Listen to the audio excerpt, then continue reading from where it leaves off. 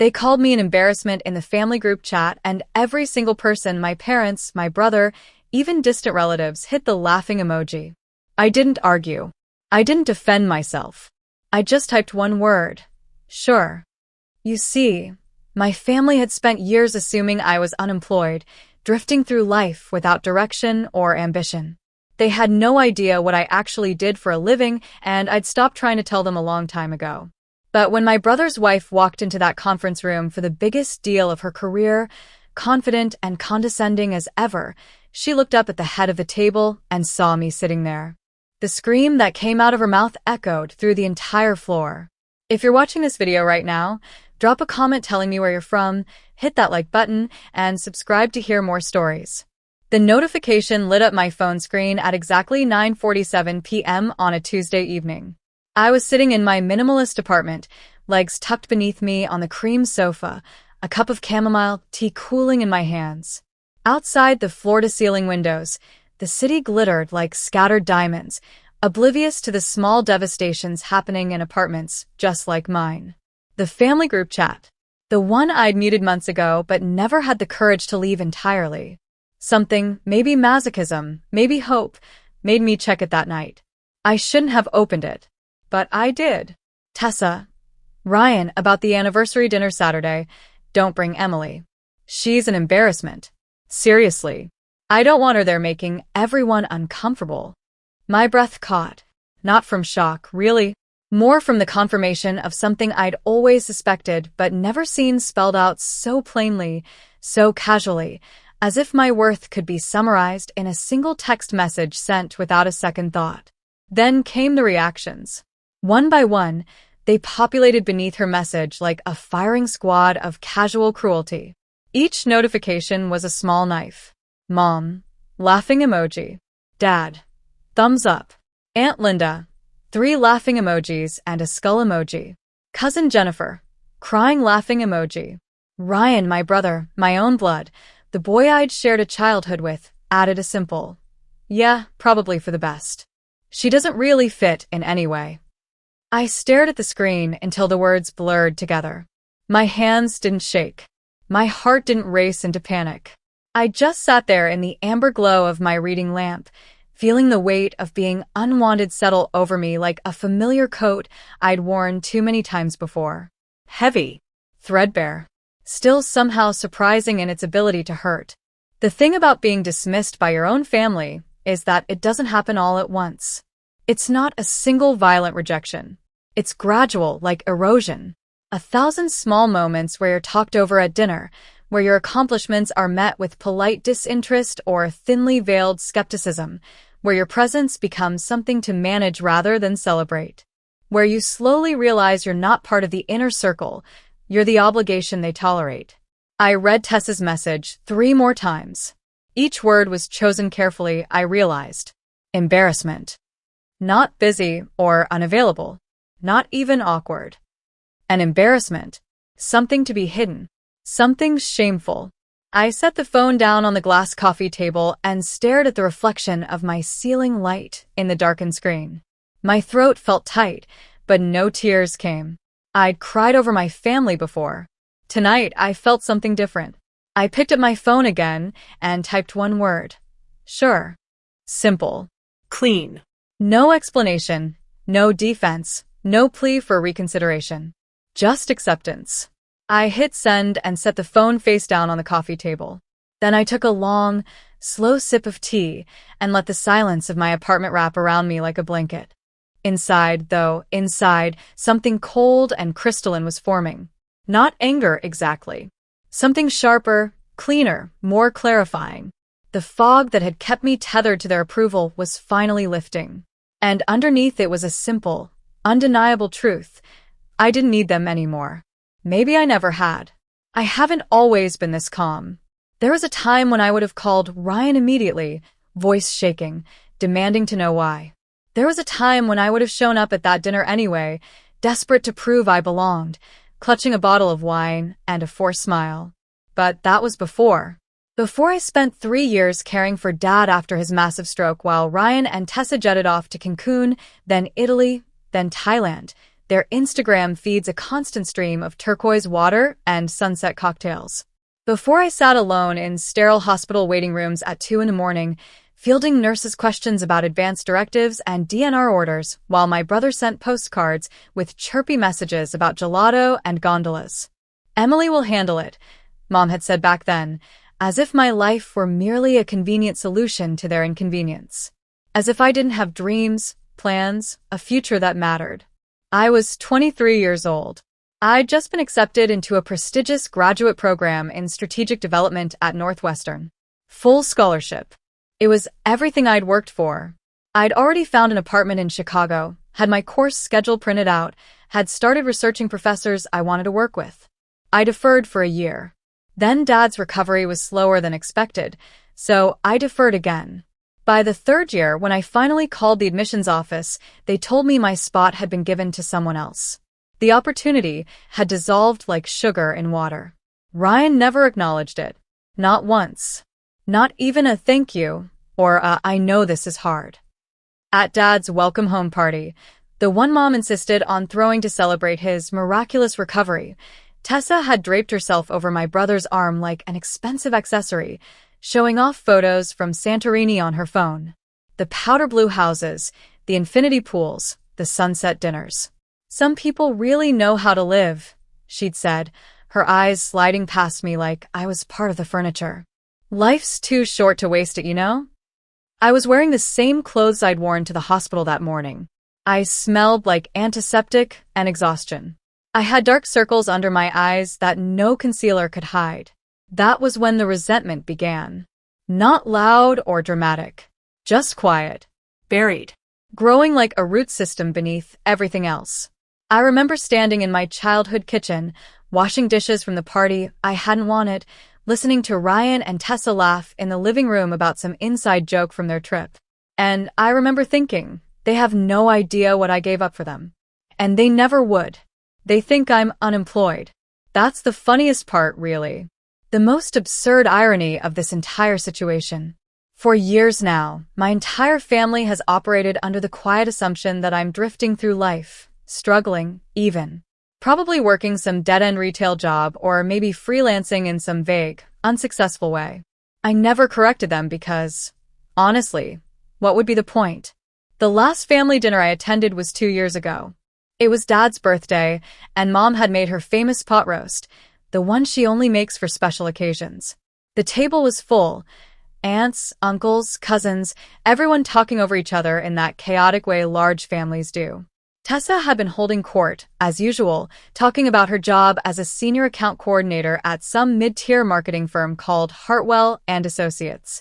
She kept emphasizing the word senior like it was a magic incantation that would transform her mediocre position into something impressive. "We're handling the Bronson account now," she'd said, gesturing with her wine glass. 7 figures. It's a lot of responsibility, but someone has to step up, you know? Everyone had nodded, impressed. Mom had beamed. "You're doing so well, Tessa. We're so proud of you." Then Tessa had turned to me, wine glass tilted in mock curiosity, her smile edged with something sharper. "And, Emily, what are you up to these days?" "Still figuring things out." The table had gone quiet. Everyone waiting. Watching. I could have told them the truth. I could have explained that I'd spent the last 7 years systematically building a career in corporate strategy, that I'd climbed from junior analyst to senior analyst to project lead to director, that my salary had more zeros than Tessa's would ever see, that I'd just closed a deal worth more than their house. But I didn't. "Something like that," I'd said, taking a sip of water. Tessa had smiled, sweet, pitying, satisfied. "Well, some people are just late bloomers. There's no shame in that. Everyone finds their path eventually." Aunt Linda had chimed in. "You're still young, Emily. Plenty of time to figure out what you want to do." I was 30 years old. I was already doing it. I'd left before dessert, citing a headache. No one tried to stop me. After that, I stopped going to family events altogether. Stopped answering most of their calls. Stopped trying to be part of a group that had already decided I didn't fit. Peace, I learned, is quieter than explanations. And dignity doesn't require an audience. The next morning I woke at 6, the way I always do. My internal clock doesn't need an alarm anymore. The apartment, a sleek, high-rise space on the 23rd floor with floor-to-ceiling windows overlooking the downtown skyline, was bathed in the soft gold light of early morning. I'd bought this place 3 years ago, paid in cash, and decorated it exactly the way I wanted: clean lines, neutral colors, carefully chosen art pieces that actually meant something to me. It was mine. Entirely mine. No one in my family had ever seen it.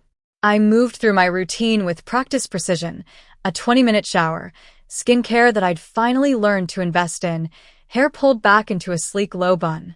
I selected a tailored navy suit from my closet, the one I'd had custom-made last year. It fit like armor. Professional. Powerful. Untouchable. I stood in front of my full-length mirror and looked at myself. Really looked. The woman staring back bore little resemblance to the exhausted, overlooked girl who'd sat in hospital waiting rooms. She looked like someone who knew exactly who she was. At 7:15, my phone buzzed. Marcus. Cars downstairs, Ms. Hale. I grabbed my leather briefcase, Italian, a gift to myself after my last promotion, and headed down. Marcus had been my driver for 2 years now. He was in his 50s, always impeccably dressed, and treated me with a respect that still sometimes caught me off guard. He was waiting beside the black SUV, door already open. "Morning, Miss Hale," he said with a nod. "Morning, Marcus." I slid into the back seat, and he closed the door with a soft, expensive click. As we pulled into downtown traffic, I checked my schedule on my tablet. The day was packed: 8:30 meeting with the analytics team, 10 o'clock budget review, lunch with a potential vendor, then the big one, the contract signing with a new client at 2 p.m. I'd been preparing for this meeting for weeks. The potential partnership was worth somewhere in the neighborhood of $3.5 million over 3 years, and my firm, Harrington Strategic Group, had fought hard to land it. Everything needed to be perfect. Every detail airtight. I opened the client file on my tablet, scrolling through the details one more time, even though I'd already memorized most of it. The company, Hartwell and Associates, was a mid-sized marketing firm looking to expand into corporate consulting. They wanted to add strategic infrastructure, market analysis, and long-term planning to their service offerings. It was ambitious for a company their size, but potentially lucrative if executed correctly. We'd be providing the framework, the expertise, the systems they'd need to make that leap. I scrolled to the personnel section, checking the names of the representatives who'd be attending the meeting. The CEO, Marcus Hartwell. The CFO, someone named David Chen. And their lead account coordinator, who'd be presenting the proposal, and I stopped scrolling. My heart stuttered. Tessa Harper, senior account coordinator, lead representative. I read the name 3 times, certain I'd misread. But no, there it was, clear as day, in 12-point Calibri font. My sister-in-law, the woman who, less than 12 hours ago, had called me an embarrassment in a group chat. The woman my entire family had laughed about excluding. She would be sitting across from me in 7 hours. For a long moment, I just stared at the screen. Traffic sounds filtered through the car windows, horns, engines, the pulse of the city waking up. Marcus turned a corner smoothly, and my tablet nearly slipped from my hands. I tightened my grip. 1,000 thoughts cascaded through my mind. I could excuse myself from the meeting. Pass it to Richard or Sylvia, both excellent directors who'd be perfectly capable of handling the contract. I could avoid the entire situation, keep my professional life and my family life in their separate, carefully maintained boxes. But then I remembered the group chat. The laughing emojis. Ryan's casual agreement. The years of being dismissed, overlooked, treated like I was somehow less than. A slow smile tugged at the corners of my lips. No. I wouldn't avoid this. I wouldn't hide. For once, I would let the truth reveal itself exactly the way it needed to. I pulled out my phone and texted my assistant, Jordan. Me. For the 2 p.m. meeting with Hartwell and Associates. Don't introduce me by name until everyone's seated. Just bring them to the conference room and tell them I'll be with them shortly. 3 dots appeared immediately. Jordan. Understood. Any particular reason? I paused, considering my response. Me. Let's call it a surprise. Jordan, you got it, boss. I set my phone down and looked out the window at the city streaming past. My reflection ghosted in the glass, calm, composed, ready. This was going to be interesting. I've worked at Harrington Strategic Group for 10 years. A full decade of my life poured into this place. I started as a junior analyst when I was barely 24 years old, still reeling from the years I'd lost to caregiving, still grieving the graduate program I'd had to abandon. I showed up to my first day wearing a suit from Target and shoes that pinched my feet, carrying ambition like a chip on my shoulder. I was hungry in a way that scared some people. Focused. Relentless. I couldn't afford to fail because failure meant proving my family right, that I was going nowhere, that I'd wasted those years for nothing. So, I didn't fail. I worked longer hours than anyone else. I said yes to every project, every opportunity, every weekend assignment. When senior analysts went home at 6, I stayed until 9, teaching myself advanced modeling software and market analysis techniques from YouTube videos and industry journals. I rose fast. Junior analyst to associate analyst in 18 months. Associate to senior analyst in 2 years. Senior analyst to project lead in 3. By the time I was 29, I was managing teams and pitching directly to C-suite executives. I was the person they called when a client relationship was failing, when a strategy needed a complete overhaul, when nobody else could figure out the solution. And then, 5 years ago, I was offered the director position for our strategic development division. I remember sitting in the CEO's office when he made the offer. Gerald Donovan, silver-haired and sharp-eyed, had looked at me across his massive desk and said, "You're the youngest person we've ever considered for this role. Some of the board members think you're not ready. Prove them wrong." I did. I've led initiatives that reshaped entire companies. I've negotiated deals worth more than most people will earn in their entire lifetimes. I've built a team that respects me not because of my title, but because of the work I do, the way I lead, the standards I hold everyone, including myself, to. My salary has more zeros than I ever dreamed possible when I was that exhausted girl washing dishes at Dad's welcome home party. But I keep my life intensely private. No LinkedIn profile with smiling headshots. No Twitter presence sharing industry insights. No Instagram stories from corporate events. I don't attend the industry galas or the networking cocktail parties where everyone schmoozes and exchanges business cards. I do my work. I do it brilliantly. And I go home. My team knows almost nothing about my personal life. Jordan, my assistant, knows I don't like small talk, and I take my coffee black. Sylvia, one of my fellow directors, knows I prefer morning meetings and that I'm vicious about keeping conferences on schedule. Richard knows I have a photographic memory for numbers and a low tolerance for excuses. None of them know about Ryan or Tessa. None of them know about the family that thinks I'm unemployed. None of them know that the confident, composed woman who runs board meetings is the same person who gets mocked in group chats. I've built walls between my professional life and my personal life so high and so thick that they might as well be separate universes. Until today. Today, those worlds were about to collide in the most spectacular way possible. And I was ready. At 1:45 p.m., I stood in front of the mirror in my office bathroom, adjusting my blazer. My reflection stared back, calm, composed, unreadable. I wasn't nervous. I was ready. I walked to the conference room and took my seat at the head of the long glass table. Jordan had already set out the presentation materials, water glasses, notepads. Everything gleamed. I folded my hands and waited. At exactly 2 o'clock, the door opened. Jordan stepped in first, professional smile in place. "Your 2 o'clock is here." Then came Tessa. She swept into the room like she owned it, designer handbag, tailored dress, heels that clicked against the marble floor. Confidence radiated from every movement. Behind her, Ryan followed, looking uncomfortable in a suit that didn't quite fit right. Tessa didn't look at me, not really. Her eyes skimmed over me the way you'd glance at a piece of office furniture. Then she stopped, blinked. Her gaze snapped back. Her expression shifted through confusion, recognition, disbelief. The color drained from her face. I smiled. Calm.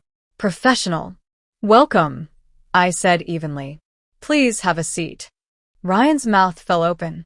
He froze mid-step, staring at me like I'd materialized out of thin air. Emily. His voice cracked. You work here? I tilted my head slightly.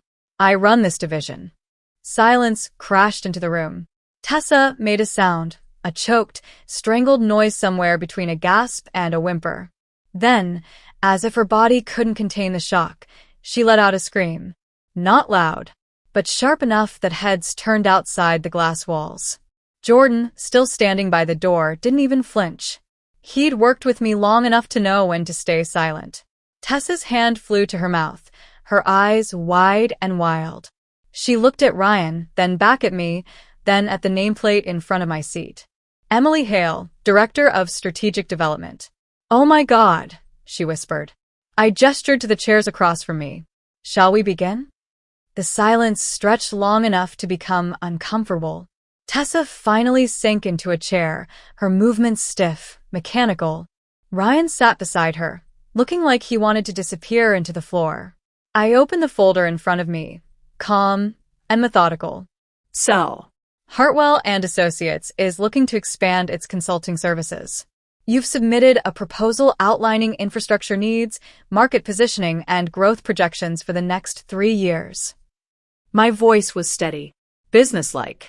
Tessa nodded, but she didn't speak. Her hands trembled as she reached for her own folder. Let's start with your market analysis, I continued.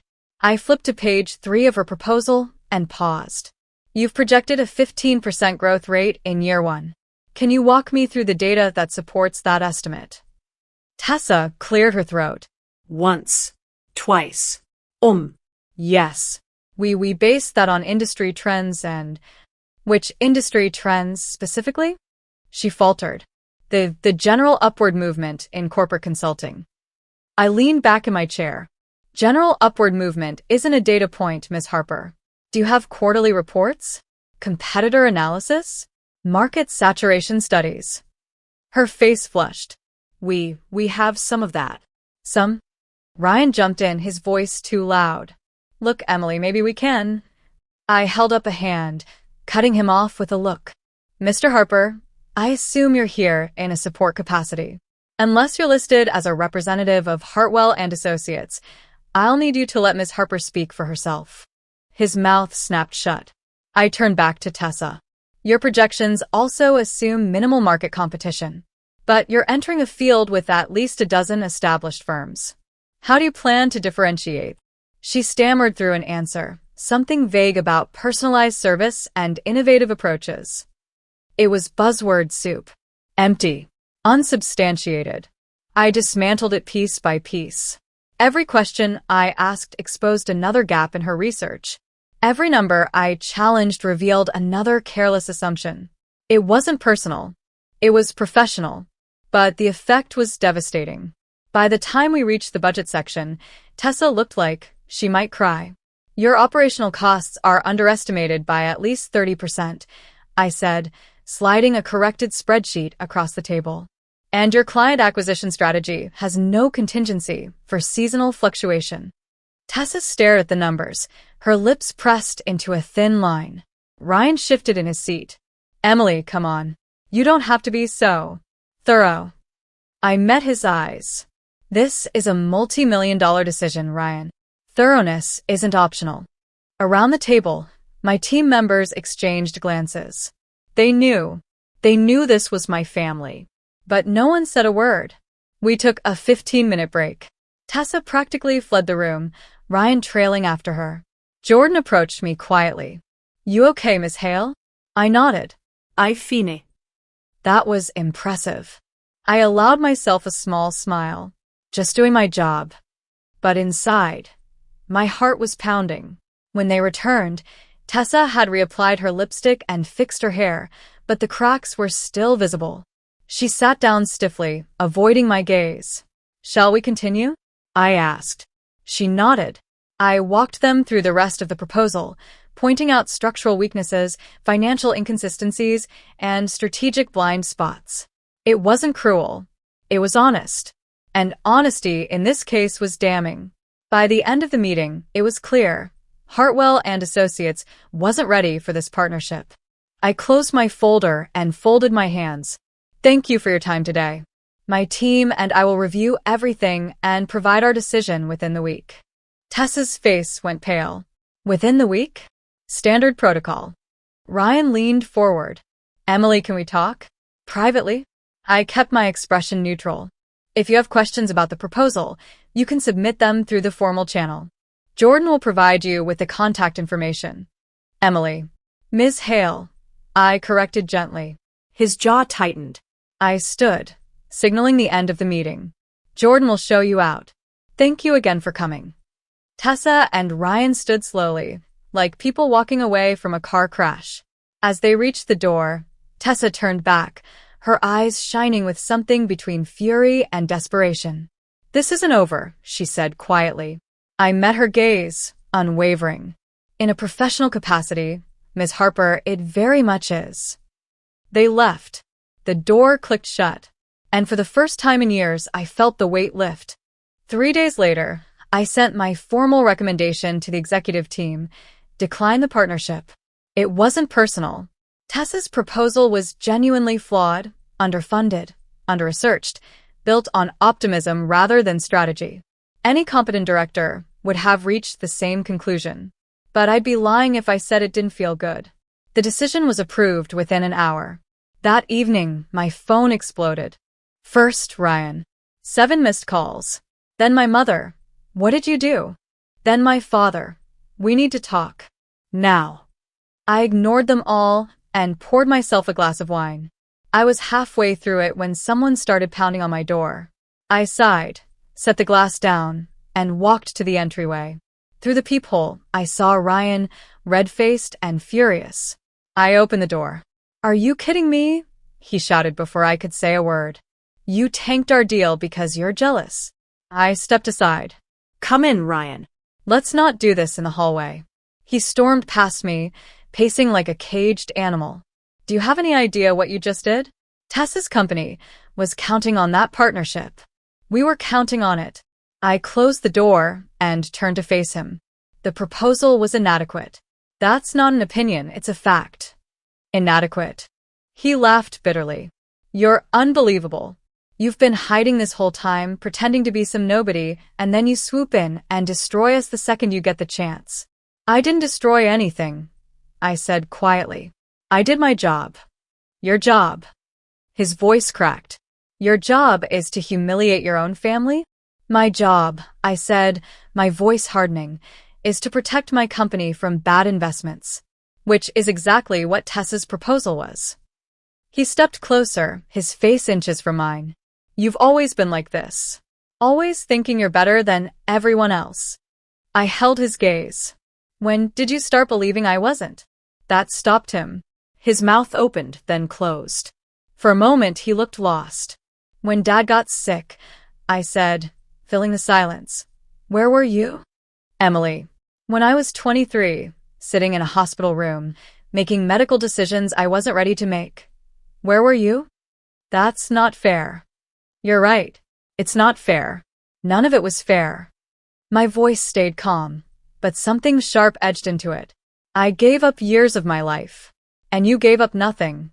You didn't even say thank you. Ryan's face flushed. I didn't ask you to do that. No. You just let me. The silence between us felt like a living thing. Finally, he shook his head. This isn't about Dad. This is about you being petty. I almost laughed. Petty. Right. Tell me, Ryan, when Tessa called me an embarrassment in the group chat, did you defend me? His expression flickered. Did you tell her that was cruel? Did you tell Mom and Dad to stop laughing? He looked away. No, I said. You agreed with her. You thought it was for the best. I didn't mean. You did. I stepped back, suddenly exhausted. You absolutely did. Ryan stood there, fists clenched, breathing hard. Then, without another word, he turned and walked out. The door slammed behind him. I stood in the silence, staring at the place he'd been. Then I picked up my wine glass and returned to the window. The next day, my parents called. I let it go to voicemail. Then I listened. Mom's voice tight and strained. Emily, we need to talk about what happened with Ryan and Tessa. This is getting out of hand. Call us back. I deleted it. Dad called an hour later. I let that one go to voicemail too. Emily. His voice was gruff, uncomfortable. Your mother's upset. Ryan told us what you did. I don't know what's going on with you, but this needs to stop. Family comes first. Always. Call me. I deleted that one too. Then I did something I'd never done before. I opened a text to both of them and typed, Me. I'm a director at Harrington Strategic Group. I have been for 5 years. Before that, I spent 7 years building my career, while you all assumed I was doing nothing. I turned down Tessa's proposal because it was professionally unsound, not because of personal grudges. If you'd like to verify this, you can look me up. But I'm done defending myself to people who never believed in me to begin with. I attached a photo of my office nameplate. Then I hit send. The response was immediate. 3 dots. Appearing. Disappearing. Appearing again. Then nothing. The silence stretched for hours. No calls. No texts. Nothing. It was the longest silence I'd ever heard from them. And somehow, it hurt more than the laughter had. 2 days later, Tessa's parents got involved. They were wealthy, old money, the kind that opens doors with phone calls instead of knocks. And apparently, they decided to use that power. I got a call from our CEO's assistant. Ms. Hale, Mr. Donovan would like to see you. My stomach tightened. When? Now, if possible. I walked into his office 5 minutes later. Gerald Donovan was a man in his early 60s, silver-haired and sharp-eyed. He gestured to the chair across from his desk. Emily. Sit. Iset. He leaned back, fingers steepled. I received a call this morning from Charles and Diane Harper, Tessa's parents. They expressed concerns about our decision regarding the Hartwell partnership. I kept my face neutral. What kind of concerns? They suggested that personal bias may have influenced your recommendation. My jaw tightened. It didn't. I know.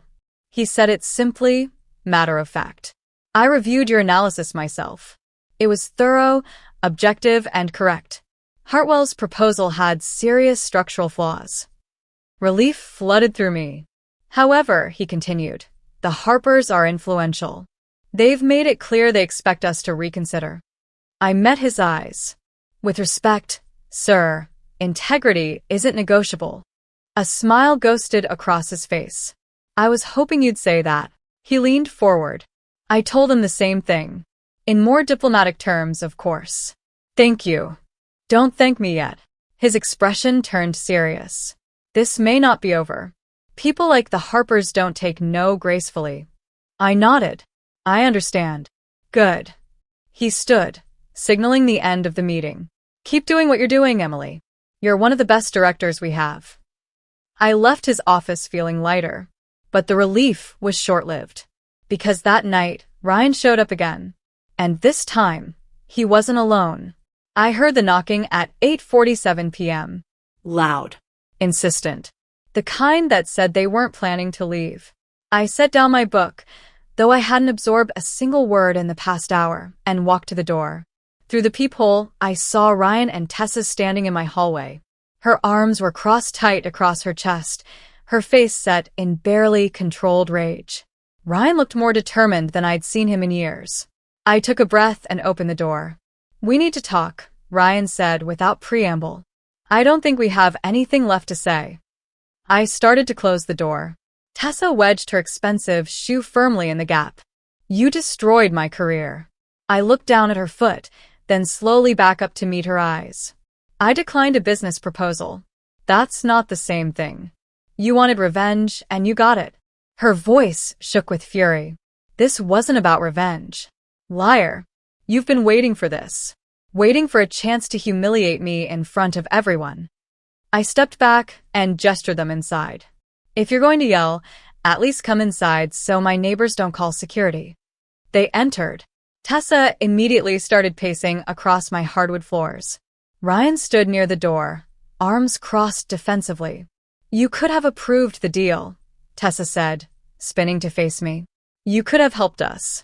But instead, you chose to embarrass me in front of your entire team.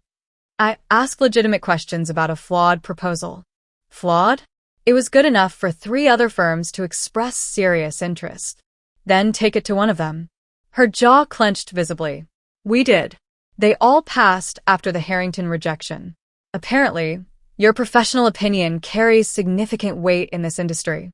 I sat down on my sofa, suddenly exhausted.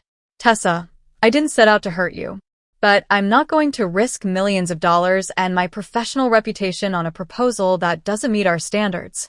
Any competent director would have reached the same conclusion. Your impossibly high standards that nobody can possibly meet. I mean industry standards, basic due diligence, market research that goes beyond wishful thinking. Ryan spoke up. We get it. You're successful now. You've made that very clear. But did you have to destroy Tessa in the process? I looked at my brother carefully. When had he become this person? I didn't destroy anyone, I said quietly. I evaluated a business proposal according to professional standards and found it insufficient. That's my job. That's what I'm paid to do. It's also convenient, Tessa said bitterly. The woman you hate just happens to have a bad proposal. I don't hate you, Tessa. Could have fooled me. I stood, my patience finally reaching its limit. You called me an embarrassment. In front of my entire family. In a group chat. And they all laughed. Every single one of them. So no, I don't hate you. But I don't owe you anything either. Not my professional judgment, and certainly not a $3 million partnership your company wasn't remotely ready for. Tessa's face crumpled for just a moment, showing something vulnerable beneath all that anger. Then she straightened her shoulders and lifted her chin in defiance. This isn't over, Emily. You think you've won, but you have no idea what's coming for you. Something in her tone, cold, certain, almost threatening, made my skin prickle with warning. What's that supposed to mean? She smiled. It wasn't a nice smile. You'll see. Soon enough. Then she turned sharply and walked out. Ryan followed behind her without another word, without even looking back at me. The door closed with a final click. I stood alone in the sudden silence of my apartment, that prickle of unease growing and spreading through my chest, transforming into something cold and certain. Whatever Tessa was planning, it wasn't going to be a simple family argument or just another angry confrontation. This was about to escalate into something far worse. The knock came at 8:30 on a Thursday night. I set my book aside and walked to the door, already knowing who I'd find. Ryan stood in the hallway with Tessa, her face pale and drawn, mascara smudged beneath red-rimmed eyes. We need to talk, Ryan said. I stepped aside. 5 minutes. They entered like convicts approaching a sentencing. Tessa's hands twisted together. Ryan would meet my eyes. I crossed my arms. What do you want? I'm sorry, Tessa whispered. I'm sorry for what I said in the group chat. For everything. I was wrong about you. It sounded rehearsed. Okay, I said flatly. Ryan stepped forward. Emily, please. Tessa's company is in real trouble. If we don't get this partnership, they're going under. That's not my problem. She's family.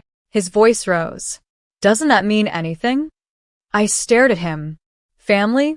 Like when you all laughed at me in that group chat. Like when Dad was recovering and you were in Italy. That kind of family? Tessa flinched. I'm not doing this to hurt you, I said. But I can't approve a partnership that would damage my company just because we're related. There has to be something. There isn't. They left 10 minutes later, Tessa crying, Ryan silent and furious. I thought that would be the end of it. I was wrong. The call came 3 days later at 7 a.m. Emily, I need you in my office. Now, Donovan said, his voice clipped. My stomach dropped. What's wrong? Just get here. 20 minutes later, I walked into his office to find 3 senior board members waiting. Sit, Donovan said. He slid a folder across the desk. Inside were security logs showing my name attached to a data access request for confidential files at 2:47 a.m. 2 nights ago. My blood ran cold. I didn't do this, I said immediately. We know, Donovan said. but someone used your credentials. I scanned the logs. The terminal ID looked familiar. Then it hit me, Ryan's device from months ago when I'd let him use my laptop. Oh my God, I whispered. Patricia Chun, our chief legal officer, leaned forward. Ms. Hale, this is serious. Until we verify you weren't involved, we have a problem. How long do I have? 48 hours to prove your innocence, she said. Otherwise, we'll have to suspend you. 10 years of spotless work, potentially gone because of Ryan. I'll find the proof, I said. I left the building in a daze. Marcus, my driver, took one look at my face and didn't ask questions. He just opened the car door and drove me home in silence. Back in my apartment, I paced like a caged animal, my mind racing through options. I needed proof that Ryan had done this without my knowledge or consent. But how? The access had come from a device I'd authorized. Any lawyer would argue I was complicit. I tore through my files, searching for anything that might help. Email logs, calendar entries, anything that proved I hadn't known about Ryan's plans. I found the guest network logs showing when I'd registered his device. I found my work logs showing I'd been actively working from home at the exact time of the breach attempt. It was circumstantial, but it was something. Then my phone buzzed. An unknown number. A text message with a file attachment. My finger hovered over it. Unknown numbers never meant anything good, but I opened it anyway. The file was an audio recording. I pressed play and Ryan's voice filled my quiet apartment. If we can access her system, we can make it look like she's the one who screwed up. Plant just enough doubt that her firm has to reconsider our proposal. Tessa's voice uncertain. Ryan, I don't know. If we get caught. We won't get caught, Ryan interrupted. I still have access from that device she let me use months ago. She never logs out of anything. She trusts me. This feels wrong. She destroyed our future. Ryan's voice rose, angry. She sat there in that conference room and humiliated you. Humiliated us. She deserves this, Tessa. She's had everything handed to her, and she threw us away like we're nothing. But what if? No what ifs. We do this, we create enough chaos that they have to give us another chance. It's the only way. The recording ended. I played it again. Then a third time. My hands were shaking so hard I almost dropped the phone. Someone had recorded Ryan and Tessa planning to sabotage me. Someone had sent it to me anonymously. Who? Why? I didn't have time to figure it out. I forwarded the file to my personal lawyer, Caroline Reese, with a message. Is this admissible as evidence? Her response came 20 minutes later. Yes. And what's on this recording constitutes felony-level cybercrime. Computer fraud, attempted data theft, conspiracy. Emily, this is serious. What do you want to do? I stared at her message for a long time. What did I want? I wanted to scream. I wanted to cry. I wanted to confront Ryan and ask him how he could do this to me. But more than anything, I wanted my life back. I didn't send the recording to Donovan immediately. I should have. It would have cleared my name instantly, removed all doubt, restored my reputation. But something held me back. Maybe it was shock. Maybe it was the part of me that still couldn't believe my own brother had tried to destroy me. Or maybe I just wanted to be strategic. I called Caroline and asked her to meet me the next morning. We needed to handle this carefully, with precision. One wrong move, and this could explode in ways I couldn't predict. While I was planning my next steps, Ryan and Tessa were making their own moves. The call from my mother came that evening, her voice shrill with accusation. Emily Marie Hale. What is going on with you? I closed my eyes. Hello, Mom. Ryan just told us what you're doing. How could you? How could you try to frame your own brother for something you did? My jaw dropped. What? Don't play innocent with me. Her voice climbed higher. He told us everything. How you're trying to pin some computer breach on him because your company is investigating you. How you're using him as a scapegoat because you can't handle the consequences of your own actions. I almost laughed. The audacity was breathtaking. Mom, that's not what happened. I don't want to hear your excuses. You've always been jealous of Ryan, but this is beyond the pale. This is vindictive and cruel, and I didn't raise you to be this person. You didn't raise me at all, I said quietly. The line went silent. What did you say to me? I said you didn't raise me. I raised myself. While Ryan was out living his best life, I was the one sitting in hospital rooms with Dad. I was the one making sure he took his medications, went to his appointments, had someone to talk to. Where were you, Mom? Where was Ryan? That's not fair. It's completely fair. And now Ryan's trying to destroy my career because he can't handle his own failures, and you're blaming me without even asking for my side of the story. Emily, I'm done, Mom. I'm done explaining myself to people who've already decided I'm the villain. I hung up. My hands were shaking again. I sat down on the couch and wrapped my arms around myself, suddenly feeling very cold.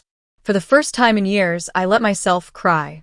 The next morning, I met Caroline at a coffee shop 3 blocks from my office. She was already there when I arrived, a file folder open in front of her. Caroline Reese was a sharp woman in her mid-40s, with steel gray hair cut in a precise bob and eyes that missed nothing. I've listened to the recording 5 times, she said without preamble. Verified it with an audio forensics expert. It's authentic. And you have everything you need to clear your name and put your brother in prison. She slid a document across the table. This outlines the potential charges. Unauthorized computer access. Attempted data theft. Wide fraud. Conspiracy. If the DA decides to prosecute, Ryan's looking at serious time. I stared at the document. What about Tessa? Accessory. She could face charges too, but Ryan's the primary actor here. I took a sip of coffee, buying time to think. What happens if I use this to clear my name but don't press criminal charges? Caroline leaned back, studying me. Then you protect your career, restore your reputation, and your brother lives with the knowledge that you could destroy him at any moment. It's leverage. Is that what you do? I'm not you, Emily. But if you want my professional opinion? Yes. Clear your name first. Decide about criminal charges later. Give yourself options. I nodded slowly.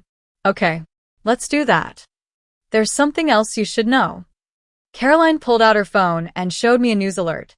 Hartwell and Associates filed for Chapter 11 bankruptcy this morning. Tessa's company is officially done. I read the headline twice, feeling a strange emptiness. I'd won, but it didn't feel like victory. An hour later, I walked into Donovan's office with Caroline at my side. Patricia Chun and the other board members were already assembled. They looked tense, worried, probably expecting me to come in empty-handed, ready to be suspended. I set a folder on Donovan's desk. This is the device registration log showing when my brother accessed my network, I said, my voice calm and professional. This is the timestamp correlation between his visit to my apartment and when the device was first registered. And this. I placed my phone on the table and pressed play. Ryan's voice filled the office. If we can access her system, we can make it look like she's the one who screwed up. The recording played all the way through. Nobody spoke. Nobody moved. When it ended, the silence was absolute. Patricia Chen's face had gone pale. Marcus Whitfield looked furious. Jennifer Rao was taking rapid notes on her tablet. Donovan sat back heavily in his chair, his expression a mix of relief and anger. Where did you get this? He asked quietly. It was sent to me anonymously yesterday. My attorney has verified its authenticity. Patricia turned to Caroline. Are you pursuing criminal charges against the individuals in this recording? Caroline glanced at me. The question was mine to answer. Everyone waited. I took a slow breath, feeling the weight of the moment. No, I said finally. I'm not pressing criminal charges. Surprise rippled through the room. But, I continued, I want formal documentation that I've been completely cleared of any wrongdoing. I want written confirmation from the board that my professional reputation is intact. And I want assurance that this incident will not impact my standing or future opportunities within this company. Done, Donovan said immediately. All of it. You have my word. Patricia nodded. I'll draft the documentation myself. You'll have it by end of business today. Thank you, I said quietly. As I stood to leave, Donovan called after me. Emily. I turned. You're a better person than most would be in this situation. His expression was sincere. You're better than they deserve. I didn't know how to respond to that, so I just nodded and left. I didn't tell my family about the recording right away. Instead, I spent 2 days thinking, Processing. deciding what I actually wanted from all of this. Revenge? Justice? An apology? None of those felt right. What I wanted was closure. And maybe, if I was lucky, a path forward. So I sent a group text to my parents, Ryan and Tessa. We need to talk. All of us. Saturday, 2 p.m., Giovanni's on 5th Street. Private dining room. Be there. Ryan responded immediately. Emily, please, we can explain. I didn't reply. Saturday arrived gray and drizzly. I got to the restaurant early and waited in the private dining room, watching rain streak down the windows. My parents arrived first. Dad looked tired, older than I remembered. Mom's face was tight with anxiety. Then came Ryan and Tessa. They both looked like they hadn't slept in days. Tessa's designer clothes hung loose on her frame. Ryan's eyes were red-rimmed. I was the only one who looked put together. I sat at the head of the table and waited for everyone to settle. Thank you for coming, I said quietly. Mom opened her mouth to speak, but I held up a hand. Please. Let me finish first. She closed her mouth. I looked at Ryan. You used my network credentials to try to sabotage my career. You attempted to steal confidential data and frame me for a crime I didn't commit. I have proof. A recording of you and Tessa planning the whole thing. Ryan's face went white. Tessa made a small, choked sound. My parents stared, frozen. I could have turned that recording over to the police. I continued. My lawyer says you'd be looking at felony charges. Prison time. But I didn't. Ryan's shoulders sagged with relief. Premature, desperate relief. However, I said, my voice hardening, I'm also done being the family punching bag. Done being the one you call when it's convenient and mock when it's not. Done being invisible until you need something. I pressed play on my phone. The recording filled the room. Ryan's voice. Tessa's uncertain responses. The casual way he talked about destroying my career. My mother covered her mouth, tears streaming down her face. My father's expression shifted from confusion to horror to rage. When the recording ended, the silence in the room felt like a physical presence. Dad turned to Ryan, his voice shaking with barely controlled fury. How could you do this to your sister? Ryan stared at the table, his hands clenched together so tightly his knuckles had gone white. He opened his mouth, closed it, then opened it again. I don't know. I was angry, desperate. I felt like everything was falling apart and Emily had all the answers, all the success, and she wouldn't help us. So, you tried to destroy her? Dad's voice rose. You tried to frame your own sister for a crime? I wasn't thinking clearly. That's not good enough. Dad slammed his hand on the table, making everyone jump. I'd never seen him this angry. Emily sacrificed years of her life taking care of me while you were off living yours. And this is how you repay her. Ryan's face crumpled. I know. God, I know. Tessa finally broke the silence, her voice small and broken. I told him it was wrong. I did. But I went along with it anyway. She looked at me, tears falling freely. I've been so jealous of you, Emily. For years. Even before I knew who you really were. You have this quiet strength, this self-assurance. You don't need anyone's approval. And I've spent my whole life chasing validation from everyone, my parents, my colleagues, strangers on social media. That doesn't excuse what you did, I said, my voice calm despite the emotion churning inside me. I know. Nothing excuses it. But I need you to understand. When I found out the truth about your career, it completely shattered me. Everything I'd built my identity on was a lie. I wasn't better than you. I'd never been better than you. And instead of being happy for you, instead of celebrating your success, I felt threatened. Small. Like a fraud. She wiped her eyes, mascara streaking down her cheeks. That group chat message, calling you an embarrassment, that was me projecting all my own insecurities onto you. Because if I could make you smaller in everyone else's eyes, maybe I wouldn't feel so inadequate. I absorbed her words, feeling a strange mix of anger and pity. Mom spoke up then, her voice trembling. Emily, we've been terrible parents to you. I looked at her. Really looked. She seemed to have aged 10 years in the past few weeks. When Ryan called us and said you were trying to frame him, we didn't question it, she continued. We just believed him. Because somewhere along the way, we stopped seeing you clearly. We made assumptions about who you were and what you were capable of, and we never bothered to look deeper. You didn't want to look deeper, I said quietly, because it was easier to believe I was the problem. Easier to assume I'd failed rather than succeeded. Easier to think I was unemployed and drifting than to acknowledge that maybe, just maybe, I'd built something you couldn't see. Dad's voice cracked. When did we become these people? I don't know, Dad. But you did. Mom reached for my hand across the table. I pulled away, not cruelly, but firmly. I'm not ready for that yet, I said. I don't need apologies, I said. I need change. Real change. Silence fell over the table like a weight. I'm not pressing criminal charges, I said finally. But I'm also done being the person you dump on when life gets hard. If you want me in your life, it's going to be on equal terms. Respect. Honesty. No more group chat mockery. No more assumptions. Dad nodded slowly, tears in his eyes. You're right. You've always been right, and we've been too blind to see it. Ryan finally looked up, his face wet with tears. I'm so sorry, Emily. I know that doesn't fix anything. I know I've been a terrible brother. I let my jealousy and insecurity turn me into someone I don't recognize. Yes, I said simply. You did. He flinched. But you're still my brother, I added softer now. And if you genuinely want to change, if you want to be better, then I'll give you the chance. One chance. He nodded, unable to speak. I stood.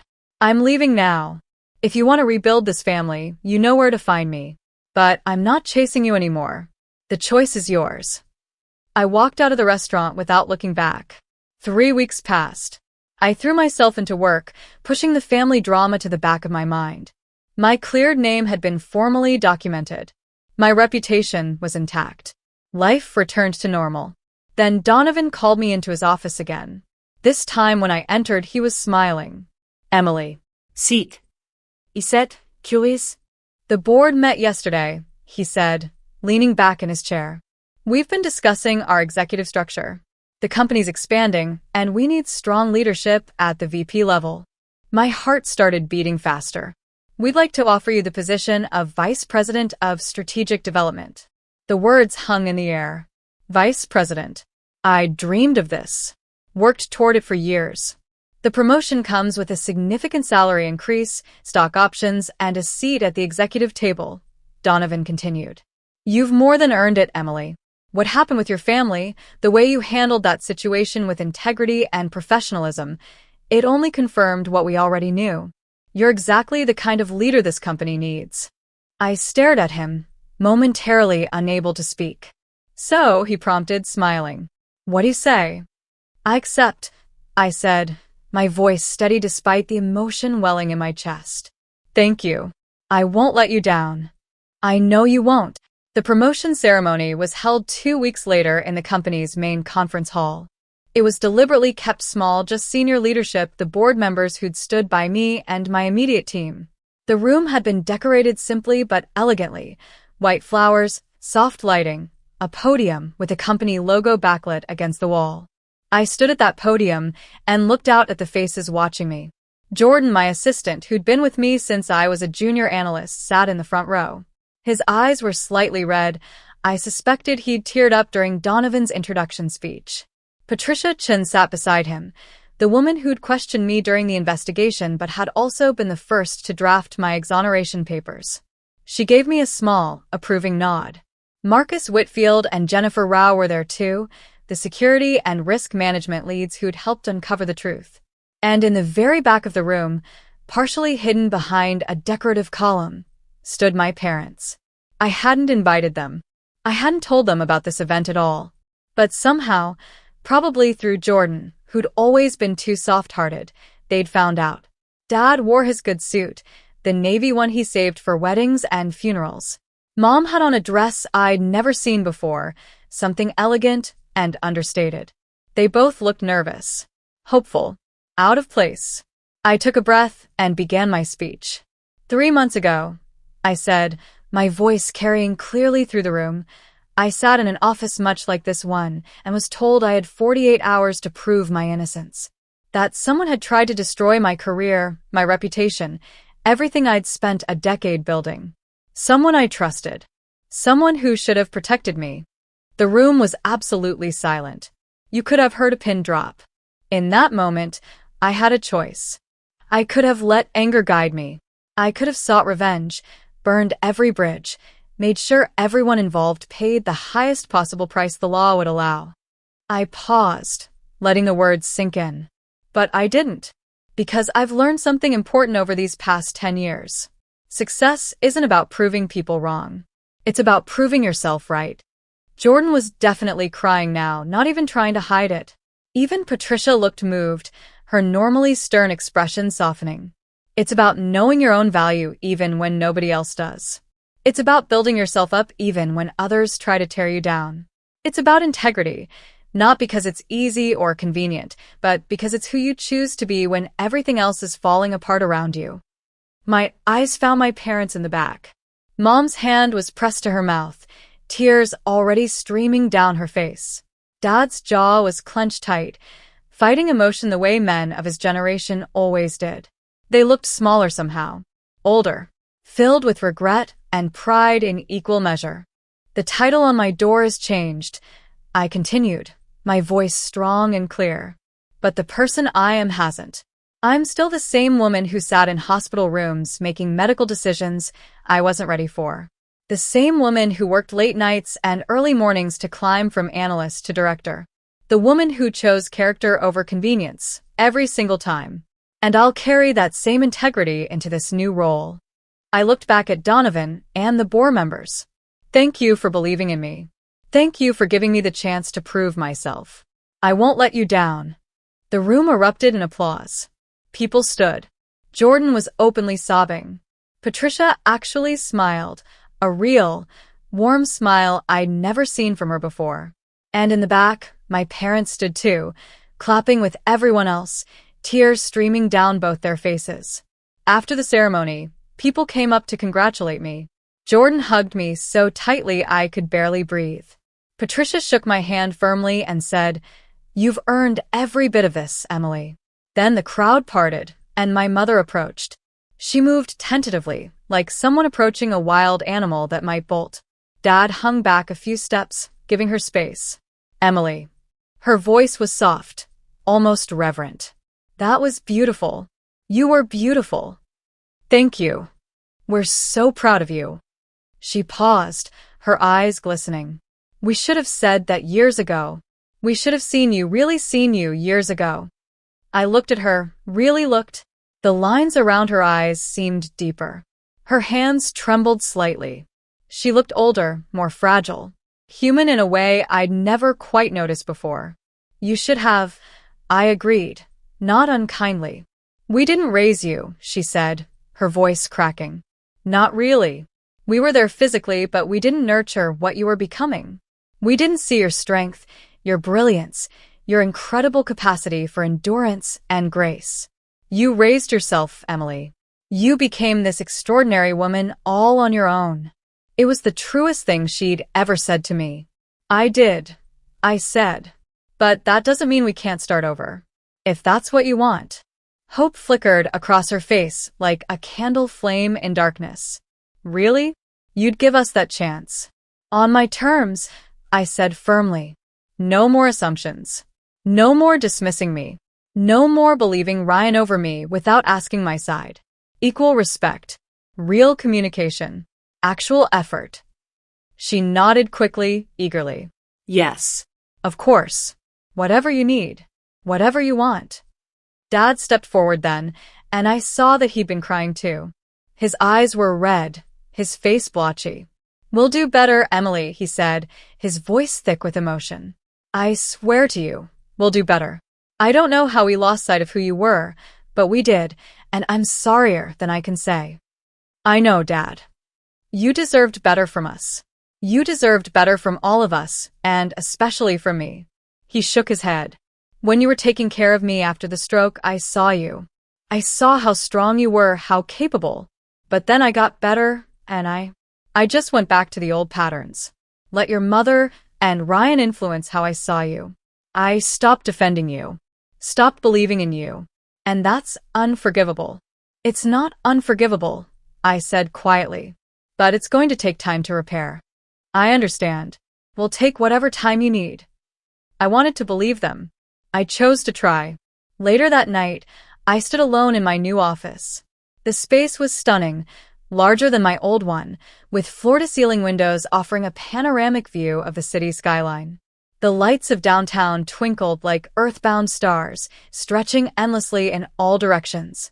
I could see the river winding through the city, bridges lit up like necklaces of light connecting one shore to another. The office itself was minimalist but elegant. A glass desk, perfectly clean. Leather chairs for visitors. Built-in bookshelves waiting to be filled with my collection of strategy texts and business journals. And on the credenza behind the desk, a small photo I'd brought from home. One of the few pictures I had of Dad before his stroke, smiling at a family barbecue years ago, when things were simpler. My phone buzzed, pulling me from my thoughts. A text from Ryan. I'm starting therapy. I want to be better. I know I don't deserve another chance, but if you're ever willing to talk, I'm here. I'm going to work on myself. Really work. Not for you, or Mom, or Dad. For me. Because I need to become someone I can respect again.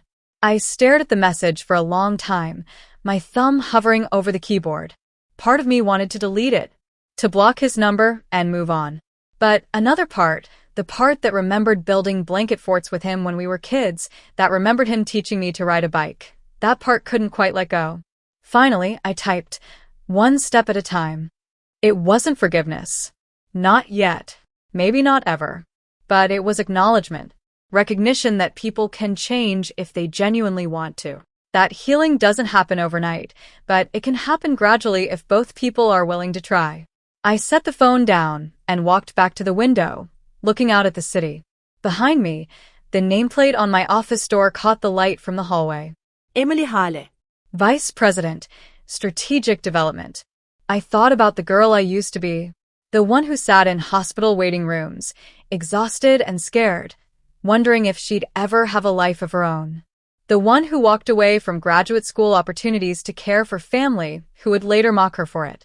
The one who built herself in silence because she learned early that explanations weren't worth the energy.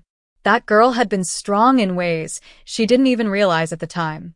And she'd become this woman, standing in a corner office on the 30th floor, respected by colleagues, trusted by leadership, finally seeing her own worth reflected back at her. I hadn't needed my family's validation to get here, but I'd needed their betrayal to finally stop seeking it. I turned off the office lights and walked to the elevator, my heels clicking rhythmically against the polished marble floor. The sound echoed in the empty hallway, confident, purposeful, certain. As I waited for the elevator, I glanced back one final time in my office. The nameplate gleamed. The girl they'd called an embarrassment. The sister they'd dismissed. The daughter they'd underestimated. The woman who'd proven them all wrong, not out of spite, but out of truth. I smiled. I'd built this life with my own hands. Brick by brick. Choice by choice. Sacrifice by sacrifice. Not for them. For me. The elevator doors opened. I stepped inside confidently. And as I descended toward the lobby, toward Marcus waiting with a car, toward my apartment with its city views and hard-won peace, toward whatever tomorrow would bring, I felt something settle deep in my chest. Peace. Pure, genuine, hard-won peace. Not because my family finally saw me, but because I'd finally, truly seen myself. And I was enough. I'd always been enough. If your own family has ever made you feel invisible, would you use the moment they finally see you to prove them wrong, or to help them anyway? Hit that like button if the story resonated with you, And subscribe for more stories about finding your worth when the people closest to you can't see it.